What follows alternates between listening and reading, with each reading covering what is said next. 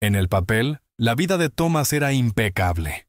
35 años, analista de datos senior en una multinacional, apartamento bien ubicado, 2 perros tranquilos que lo esperaban al volver del trabajo, y una cuenta bancaria que le daba libertad para viajar cuando quisiera.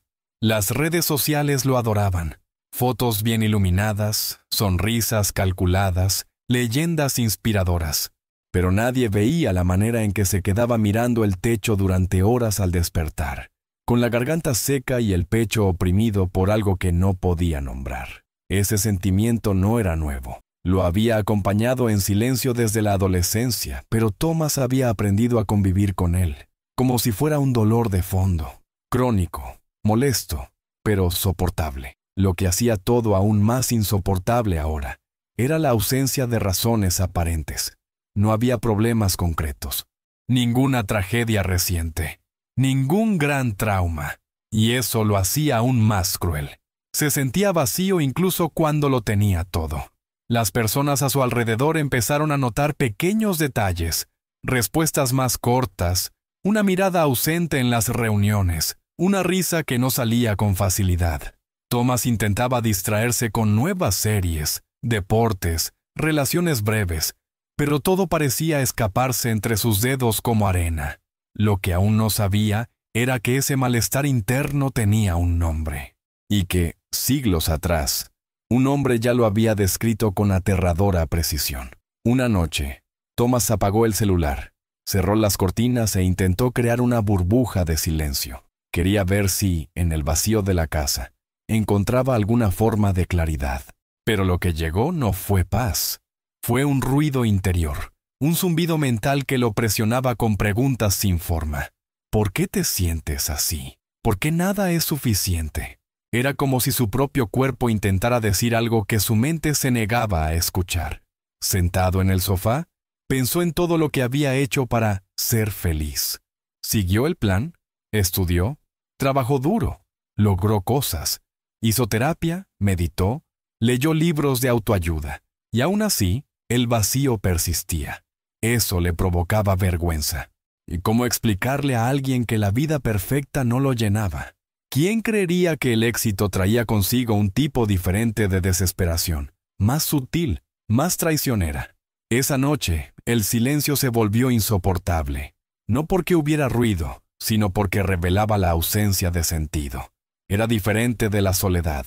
Era un sentimiento existencial, una ausencia de sí mismo. Algo en el fondo de Thomas sabía que estaba viviendo una vida que parecía correcta, pero que no era realmente suya. Y ese algo comenzaba, finalmente, a agitarse. En el trabajo Thomas era el tipo positivo, siempre dispuesto a ayudar, siempre sonriendo con la dosis justa de sarcasmo, siempre entregando resultados antes de tiempo. Pero por dentro empezaba a derrumbarse. Sentía que actuaba en un escenario donde nadie se daba cuenta de que la obra ya había terminado. Seguía interpretando porque todos lo esperaban, pero el personaje ya no existía. Sus amigos lo invitaban a salir, y él iba. Bebía, reía, hablaba de series y política, pero había momentos en que todo quedaba en silencio. Incluso en medio de la conversación, se alejaba por dentro, como si estuviera observando su propia vida desde fuera. Y lo más perturbador era que nadie lo notaba. La felicidad que proyectaba era barniz, una cáscara, y comenzaba a odiar ese barniz. Una tarde, mientras tomaba café en el balcón de la oficina, escuchó a un compañero decir: «A veces siento que todo esto no tiene mucho sentido, pero seguimos adelante, ¿no?» Thomas se congeló. No era solo él. Eso encendió algo dentro de él, una duda latente, una fisura en el concreto. Tal vez el vacío que sentía no era una anomalía, tal vez era una señal. Fue en una librería antigua, en una tarde lluviosa de sábado, que Thomas encontró el libro. Estaba en una estantería casi escondida, entre volúmenes de filosofía y religión. La portada desgastada mostraba un nombre difícil de pronunciar: Søren Kierkegaard. Pero el título lo atrapó: La desesperación humana. Algo dentro de él resonó con una fuerza extraña, casi física. Compró el libro sin dudar, como si acabara de encontrar una pista vital. Esa noche leyó durante horas. El texto era denso, pero al mismo tiempo íntimo. Kierkegaard hablaba de un tipo de desesperación que no venía del dolor evidente, sino de la ausencia del yo, de vivir una vida correcta, pero desconectada de la esencia. Y describía la desesperación como algo silencioso, invisible, presente incluso en las vidas más exitosas. Thomas sintió como si alguien estuviera describiendo su alma. La semana siguiente, empezó a llevar el libro con él, subrayando fragmentos, anotando pensamientos. El filósofo danés hablaba del hombre que no se da cuenta de que está en desesperación porque su desesperación es precisamente no darse cuenta. Thomas se veía allí. Por primera vez, no se sentía extraño, se sentía revelado. Y eso era, al mismo tiempo, aterrador y liberador. A medida que avanzaba en las páginas, Thomas comenzó a ver su propia vida con otros ojos.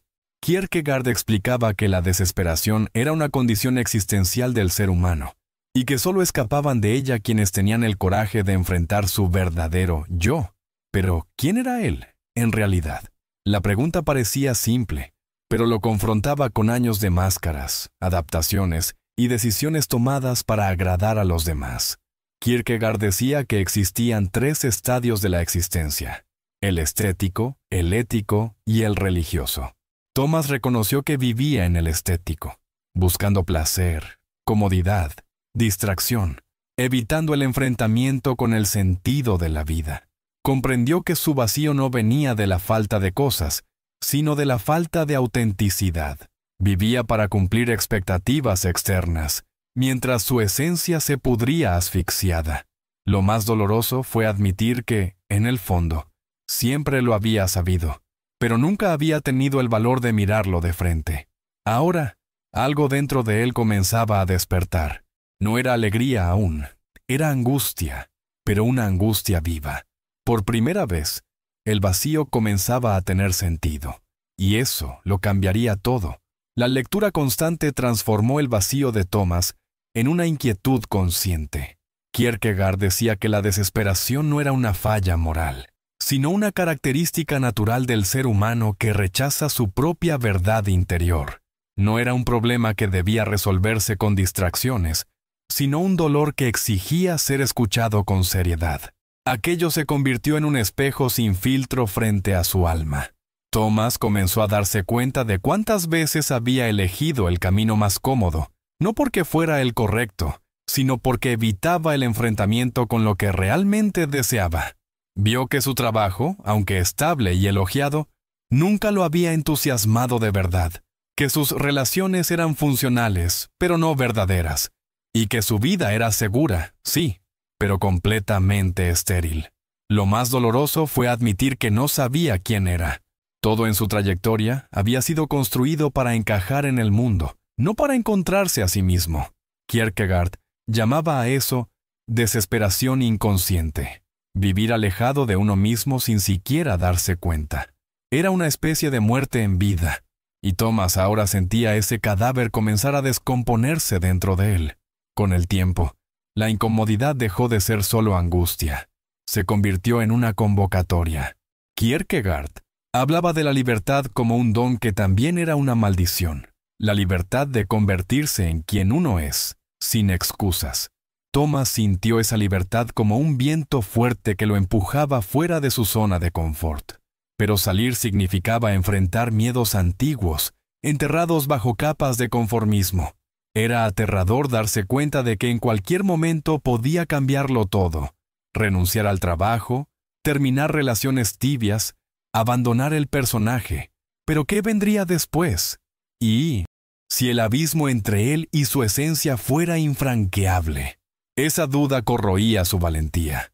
Kierkegaard decía que la angustia era el mareo de la libertad, ese malestar que sentimos al darnos cuenta de que podemos, en efecto, elegir. Thomas comenzó a tener ataques de ansiedad por las noches, no porque no supiera qué hacer, sino porque finalmente lo sabía. La libertad lo aplastaba con sus infinitas posibilidades, y ahora, cada elección parecía una renuncia. Una herida abierta entre lo que quería y lo que se permitía hacer. Pero cuanto más dolía, más entendía. Ese era el único camino posible. En medio de una caminata solitaria por el parque, Thomas se detuvo de repente. Sintió el aire enrarecido, las manos temblorosas. Era como si su mente estuviera gritando, sin palabras. Recordó un fragmento del libro que decía que la verdadera desesperación es no querer ser quien uno es, y finalmente lo entendió. Había pasado la vida huyendo de sí mismo, huyendo de la responsabilidad de existir de forma auténtica. Su infancia pasó ante sus ojos, las veces que quiso ser artista, pero eligió la tecnología por parecer más segura, los amores que no vivió por miedo al rechazo, las palabras que se tragó para no decepcionar a sus padres. Aquella sensación de vacío no venía de la falta de éxito, sino de la falta de verdad. Era un extraño vistiendo su propia piel. Entonces comenzó a escribir. No poemas ni planes de carrera. Escribía pensamientos sueltos, sin censura, como si estuviera conversando con el verdadero Thomas, aquel que había enterrado hacía décadas. Cada palabra dolía, pero también aliviaba. Era como excavar algo sagrado que había estado sepultado por años. Un nuevo yo comenzaba a surgir, frágil, confuso, pero finalmente vivo. Kierkegaard hablaba del salto de fe, no en el sentido religioso común, sino como un salto existencial, un acto de coraje hacia lo desconocido, motivado por la búsqueda de sentido. Thomas entendió que no había garantías. Nunca existiría un día mágico en que se sintiera preparado. La única forma de salir de la desesperación era saltar. Aún temblando, aún dudando, renunció a su empleo. No se lo contó a nadie durante días. Se sentía liviano y, al mismo tiempo, aterrorizado. La empresa intentó convencerlo de quedarse. Le ofrecieron un aumento. Prometieron proyectos interesantes. Pero por primera vez, Thomas dijo no, sin miedo. No sabía qué vendría después, pero sabía lo que dejaba atrás. Una vida que ya no era aceptable. Esa decisión desencadenó otras. Terminó una relación sin pasión. Restableció vínculos con amigos que compartían conversaciones profundas. Comenzó a asistir a encuentros filosóficos, no en busca de respuestas listas, sino de mejores preguntas. El salto no lo llevó al paraíso. El suelo seguía siendo duro, pero finalmente era su suelo, construido con decisiones reales. Sin el peso de las expectativas ajenas, Thomas comenzó a sentir algo que nunca había experimentado antes. Una paz inquieta, pero sincera.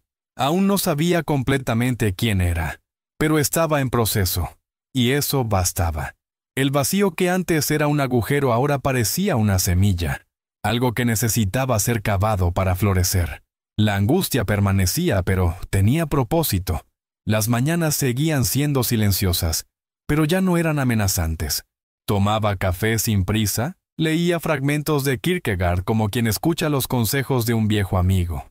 Cada día se sentía más cerca de sí mismo.